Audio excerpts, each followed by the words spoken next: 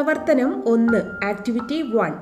Meeting ഹാളിൽ ഉണ്ടായിരുന്നത് 55 ബെഞ്ചുകളാണ്. എന്നാൽ ബെഞ്ചുകളുടെ എണ്ണം 100 ആകാൻ ഇനി എത്ര കൂടി വേണം? The meeting hall had 55 benches.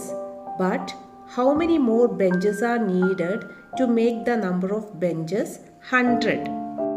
നമുക്ക് 100-ൽ നിന്നും 55 കുറയ്ക്കണം. അതിനൊരു എളുപ്പ വഴിയുണ്ട്.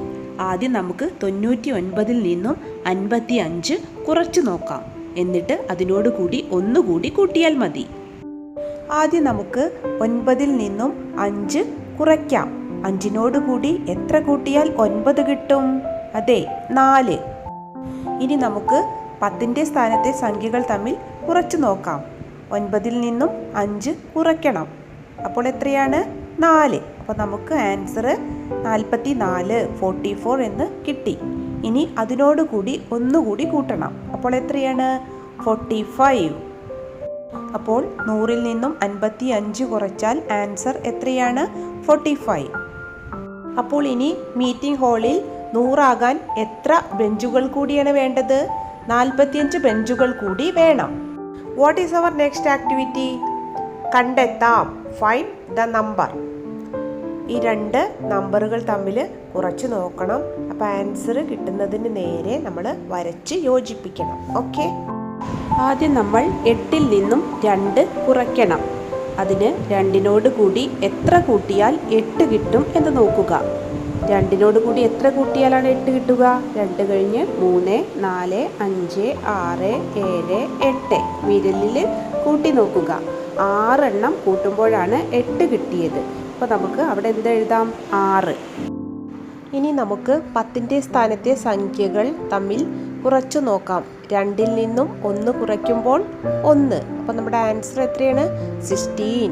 അപ്പോൾ നമ്മൾ 16ഉമായിട്ട് കൂട്ടി യോജിപ്പിക്കണം. ഇനി നമുക്ക് അടുത്ത സംഖ്യ കുറച്ച് നോക്കാം. 34 കുറയ്ക്കണം 23. 34 - 23. ആദ്യം 4-ൽ നിന്നും 3 കുറയ്ക്കുന്നു. അപ്പോൾ നമുക്ക് 1 എന്ന് കിട്ടുന്നു. ദെൻ 3-ൽ നിന്നും 2 കുറയ്ക്കുമ്പോൾ 1. അപ്പോൾ നമ്മുടെ ആൻസർ 11.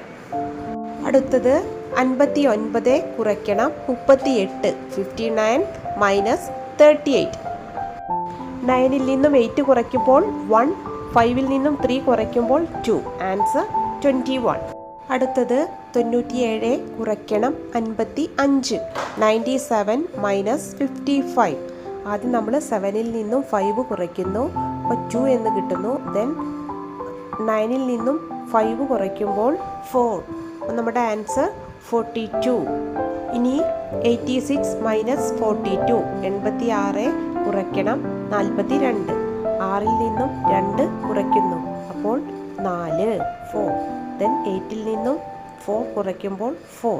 Then answer is 44, 44. അപ്പോൾ ഇന്ന് നമ്മൾ ഇങ്ങനെ ഒരു പാട്ട് ഇന്നത്തെ ഓൺലൈൻ ക്ലാസ്സിൽ പഠിച്ചിരുന്നു. അപ്പോൾ നിങ്ങൾക്ക് ഇത് നിങ്ങളുടെ നോട്ട് ബുക്കിലേക്ക് എഴുതിയെടുക്കാം. ഓക്കെ. അപ്പോൾ ഇന്നത്തെ ഈ ക്ലാസ് നിങ്ങൾക്ക് ഉപകാരപ്പെട്ടുവെങ്കിൽ തീർച്ചയായും ലൈക്ക് ചെയ്യുക, ഷെയർ ചെയ്യുക. അതുപോലെ തന്നെ നിങ്ങളുടെ അഭിപ്രായങ്ങൾ കമൻറ്റ് ബോക്സിൽ രേഖപ്പെടുത്തുക. ഈ ചാനൽ ഇതുവരെ സബ്സ്ക്രൈബ് ചെയ്തില്ലെങ്കിൽ സബ്സ്ക്രൈബ് ചെയ്യുക. തൊട്ടടുത്ത് കാണുന്ന ബെൽ ഐക്കൺ കൂടി പ്രസ് ചെയ്യുക.